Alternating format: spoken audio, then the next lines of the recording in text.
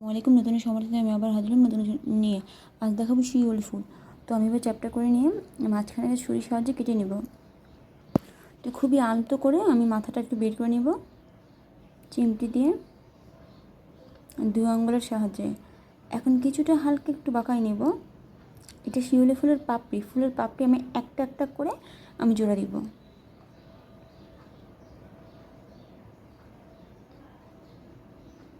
যদি মাঝখানে দাগটা বোঝা না যায় ওই জন্য আমি একবার চাপ দিছি দাগটা বোঝার জন্য।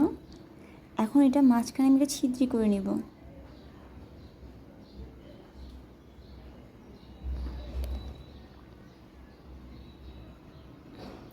আর যারা আমার চ্যানেল নতুন অবশ্যই সাবস্ক্রাইব করে দিয়ে বেল আইকন দিয়ে পাশেই থাকবেন। লাইক কমেন্ট শেয়ার একটু করে দিন, তাতেই চলবে।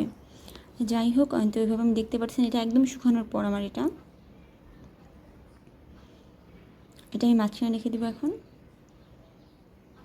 এখন এটার মধ্যে আমি আইকার মাধ্যমে আপনি ফেভিকল পাওয়ার বন্ড ফার্স্ট যে কোনো আইকা ব্যবহার করতে পারেন। আমি এটার মাধ্যমে আমি এখন এটা কিনার দিয়ে শেপটা কিন্তু যে বাঁকা শেপটা হবে সামনের দিকে, এটা খেয়াল রাখতে হবে আপনাদের।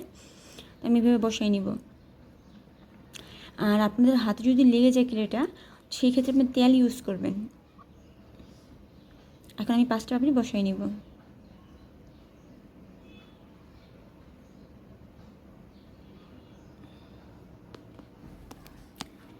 এখন এটা শুকাতে আমার প্রায় 3-4 ঘন্টা লেগে যেতে পারে, আবহাওয়ার উপর নির্ভর করে। তারপর যাই হোক, এখন শুকানোর পর আমি একটু আইকান দিয়ে নিব হালকা কিছুটা শুকানোর পর।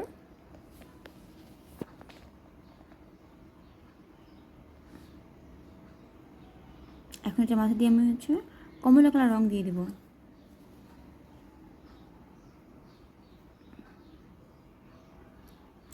আর যারা আমার কাছে কাজ শিখতে চান তারা আমার মেসেঞ্জারে সুমাই আক্তার দিয়ে সার্চ দিলে আমি পেয়ে যাবেন। তো আমাকে ইনবক্স করতে পারেন। অবশ্যই ফোন নাম্বার দিয়ে দিবেন, আমি যোগাযোগ করে নিব। এটা তো কয়েকটা আপু আমাকে নাম্বার দিয়েছিল, আমি আসলে সময়ের জন্য করতে পারিনি। তবে অবশ্যই আমি আপনাদের সঙ্গে কন্ট্যাক্ট করব। দেখেন এটা হয়ে গেছে একদম শুকানোর পর। রোদে শুকানো যাবে না, ফ্যানের নিচে রেখে দিতে পারেন। এখন আমি আংটার মাধ্যমে লাগাই দিব।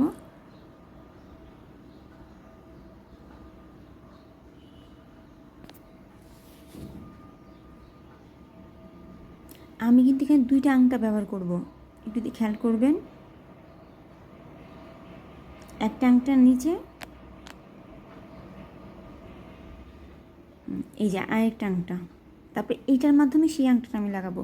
আপনারা বলতে পারেন কেন, কারণ ওটা যদি আমি 2টা আংটা না লাগাই কানের দুলটা এক পাশ হয়ে থাকে। আমি এটা খেয়াল করলাম এক পাশ হয়ে থাকে, এই জন্য এভাবে করলে কানের দুলটা সামনে থাকে ফুলটা, যেমন দেখতে পারতেছেন।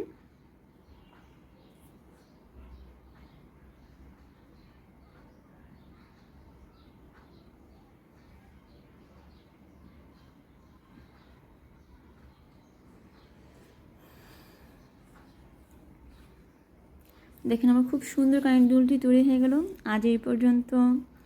আল্লাহ হাফেজ।